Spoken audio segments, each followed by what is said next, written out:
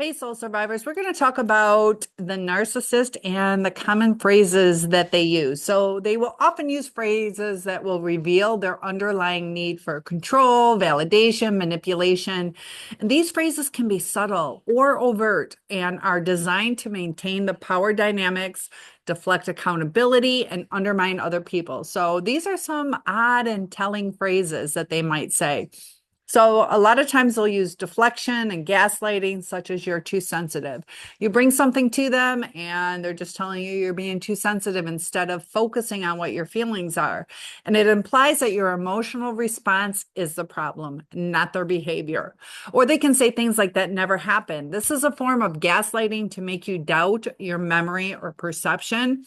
They'll tell you that you're remembering it wrong. And this is another way to distort your reality and maintain control over the narrative. And we have to realize that sometimes there are instances where we remember things differently. We can say that this is how I remember it, but to tell you that you are wrong is different, especially when you have facts to back up what you're saying. Or they'll tell you it's all in your head. They'll dismiss your concerns, make you question your mental stability. And they like to use subtle put downs, such as not everyone is as perfect as you. And this is like a backhanded compliment intended to guilt or shame you. They'll also say phrases like, you'll never find anyone better than me. And this will undermine your confidence or create a fear of abandonment. They say, you're lucky I put up with you. And this is designed to make you feel unworthy or undeserving of respect.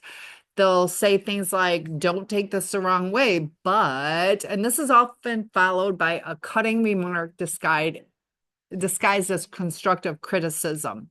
So they know that there's a possibility that you're going to take it the wrong way because of what they're saying. So superiority, and they will say, I'm not like other people, I'm special. This emphasizes their perceived uniqueness or superiority.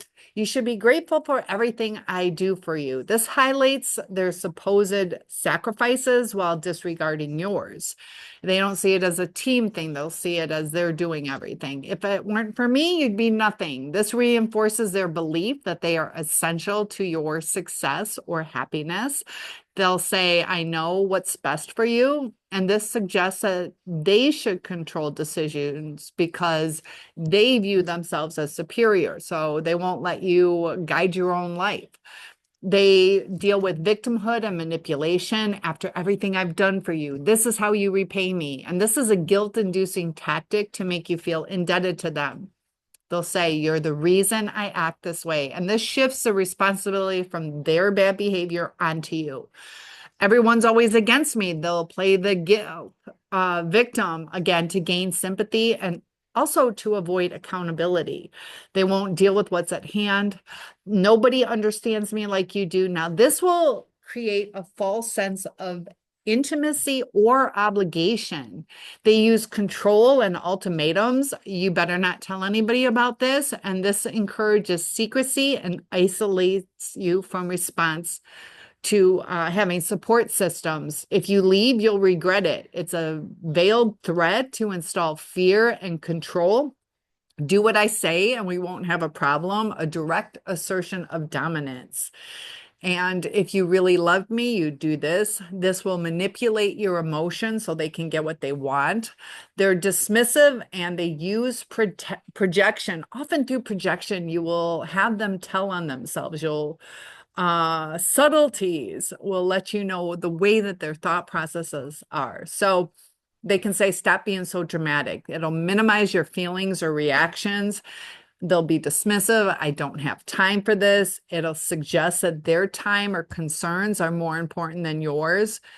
You're just jealous of me, a projection of their insecurities onto you.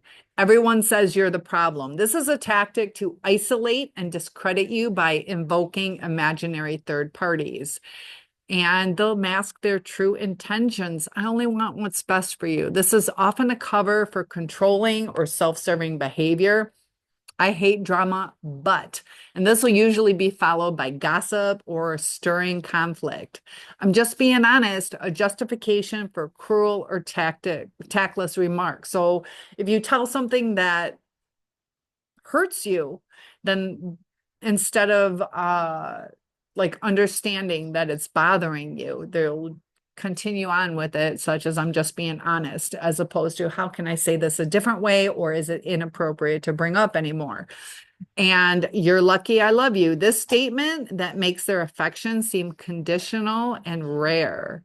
And that's why sometimes we get that over time, that feeling of abandonment because of the way that they present things. So there's some key takeaways, common things. These narcissistic phrases often center around control, manipulation, self-promotion.